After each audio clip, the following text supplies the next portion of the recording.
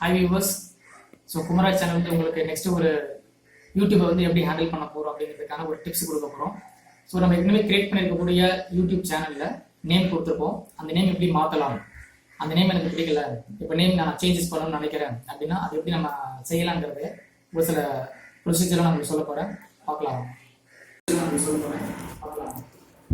Hi viewers, இந்த browser open பண்ண உடனே நம்ம எந்த ஜிமெயில் அக்கௌண்ட் யூஸ் பண்ண போகிறோமோ அந்த ஜிமெயில் அக்கௌண்ட்டுடைய ஐடி அண்ட் பாஸ்வேர்டை கொடுத்துட்டு நம்ம அதை லாகின் பண்ணணும்.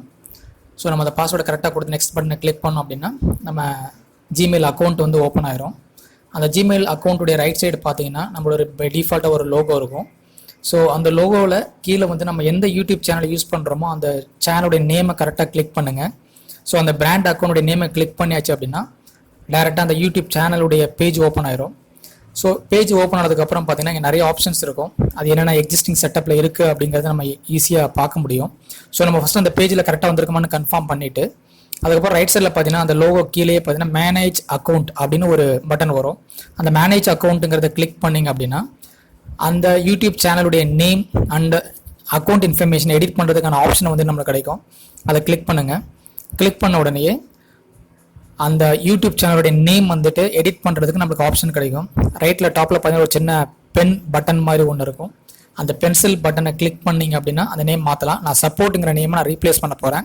ஸோ குமரா சேனல் தமிழ் சப்போர்ட் அப்படிங்கிற அந்த செகண்டரி நேமில் சப்போர்ட்டை ரீப்ளேஸ் பண்ணி ஒரு நேமை கிரியேட் பண்ண போகிறோம். ஸோ அந்த பென்சில் பட்டனை கிளிக் பண்ண உடனே டேரெக்டாக பார்த்தீங்கன்னா இந்த டெக்ஸ்ட் பாக்ஸும் விசிபிலிட்டி தெரியாது அன்லெஸ் அன்டில் நீங்கள் அதை ட்ராப் டவுனை கீழே கொண்டு வராத வரைக்கும். ஸோ அந்த சப்போர்ட்டுங்கிற நேமை எடுத்துகிட்டு ராக்கர்ஸ் அப்படிங்கிறத நேம் நாங்கள் டைப் பண்ணுறதுக்காக எடிட் பட்டனை கிளிக் பண்ணிவிட்டு அந்த ட்ராப் டவுனை கொஞ்சம் கீழே மூவ் பண்ணிங்கன்னா இப்போ மேனுவலாக டெக்ஸ்ட்டு டைப் பண்ணுறதுக்கு ஸ்பேஸ் கிடச்சிரும். அந்த வேணுங்கிற நேமை நீங்கள் டைப் பண்ணிவிட்டு ஓகே பண்ணுங்க. ஒரு வார்னிங் மெசேஜ் வரும். இது என்ன அப்படின்னு பார்த்தீங்கன்னா ஆல் ஓவர் த வேர்ல்டில் இந்த சேனலோட நேம் ரீப்ளேஸ் பண்ணுறதுக்காக 3 to 4 days வரைக்கும் டைம் எடுத்துக்குவாங்க. ஸோ அந்த 3 to 4 days டைம் எடுத்ததுக்கப்புறம் தான் இது ரெஃப்ளெக்ட் ஆகுங்கிறத இந்த சேனல் வந்து நம்மளுக்கு கன்ஃபார்ம் பண்ணும். இப்போ பார்த்தீங்கன்னா தமிழ் சப்போர்ட்டர்ஸ் அப்படிங்கிற குரூப்லேருந்து நேம் சேஞ்ச் ஆகி குமரா சேனல் தமிழ் ராக்கர்ஸ் அப்படின்னு மாறிடுச்சு. இதுதான் simplest way of changing the சேனலுடைய நேம்.